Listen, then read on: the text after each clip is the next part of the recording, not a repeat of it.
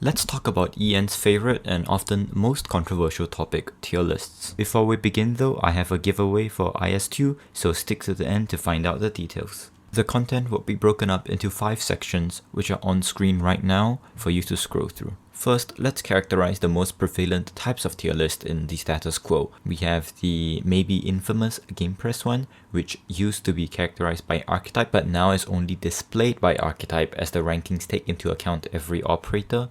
We also have the occasional rankings from the perverted Chinese forum NGA featuring an XY axis, as well as the more traditional tier lists, say from Sasif's tier list videos or from these supposed gaming journalism websites. Without going any further, a lot of players of the more gameplay oriented community believe that tier lists are impossible with the amount of nuance in Arknights, given that certain situations such as paradox simulations, which are carefully crafted for thus, can allow one operator to be better than another. So that's the basic premise out of the way. A large part of tier listing is more experienced players arguing over minute details and attempting to make one as close to 100% accurate as possible without regard for the more important factor. Speaking of that, let's talk about the central tier list conundrum. It states that every tier list boils down to varying degrees of generalization in favor of readability. The tier lists I've picked above shows a very gradual shift in this gradient.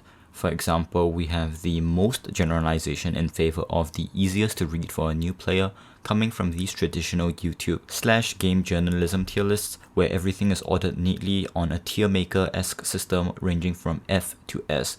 Coming up next, we have those archetypal tier lists which claim that only comparisons between archetypes are valid, which isn't true. You can see my video in the top right corner for that. And finally, we have the example of the NGA tier list, which takes 2 entire axes into consideration, that being CC and general content. However, it also sacrifices a lot of readability in the process, sacrificing concrete tiers as well as examples of what the tiers are in exchange for a more gradual gradient-focused approach. For an old player, it might be debatable as to which one is better. However, a new player would definitely prefer someone else to separate the tiering for them as opposed to drawing an arbitrary line on a 2D grid. All of the above can maximally only satisfy around 70 to 80% of the creator's original intent, indicating that in visualizing their thoughts, a lot of the nuance just goes away in the process, which is natural. It's impossible to achieve 100%. So what if we wanted to crank the scale towards the other side and more or less ignore generalizations, focusing entirely on readability? Then, for lack of a better visualization, we have something like this, a 3D vector-valued graph with each arrow representing the operator's direction of travel in that specific plane, detailing the strengths of an operator and its weaknesses. This is very obviously a shit show, and if I put more effort into it, the best it would look is maybe 10% better than this. Ignoring the target audience, as I'll elaborate more on that in section 3, we can quite easily see that the best balance of generalization in favor of readability is somewhere in the 60 to 70% range, where we can give some nuance without reducing everything to a lateral scope whilst maintaining the smoothness of the information. As a general rule of thumb, if one can grasp what the list is about in 5 seconds or less, then well, the list is good. The initial impressions are very important, which is why I kind of favor GamePress's system, where the elaboration is hidden away by an interactive system that you can see by clicking on that operator. However, a big principle of tier listing is shareability and how easy it is to propagate onto other platforms, in which case the GamePress's tier lists has explanations that are essentially worthless once carried across platforms. Lastly, with relation to extremely advanced tier lists,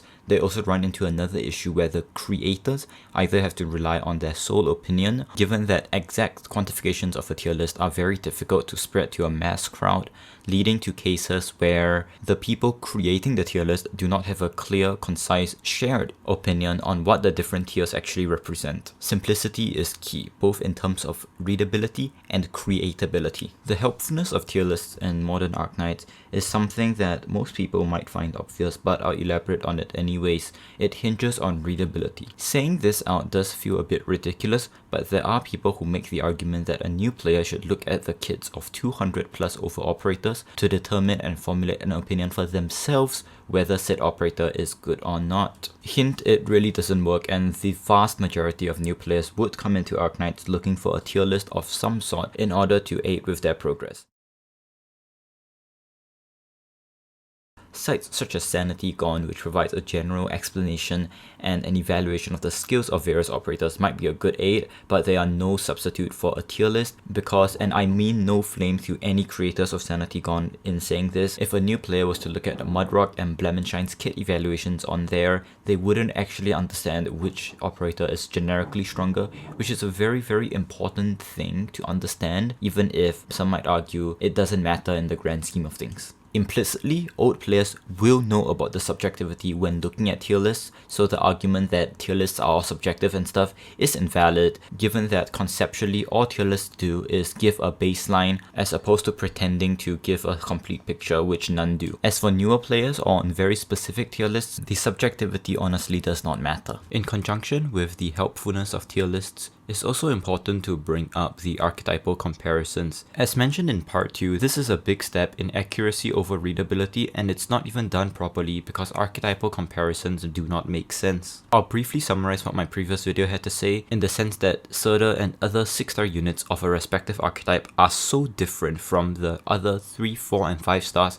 that they deserve to be compared by their roles instead of archetype, or better yet, compared in relation to all other AK operators. Essentially, this is what many people know already. A good tier list provides 60 to 70+% accuracy in an easily digestible format that is easy to share. This targets, of course, new players and more casual players who are interested to know about the gameplay aspect of the game, as I believe make up around 50 to 60% of Arknights' player base.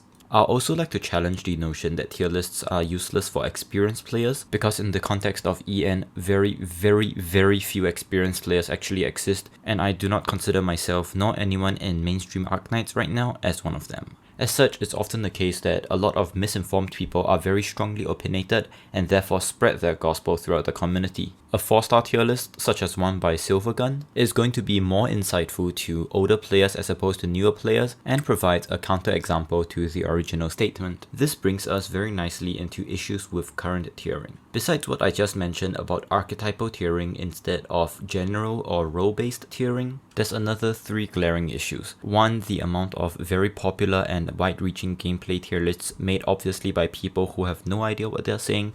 2, the refusal of AK community to acknowledge that certain operators are better or worse than others.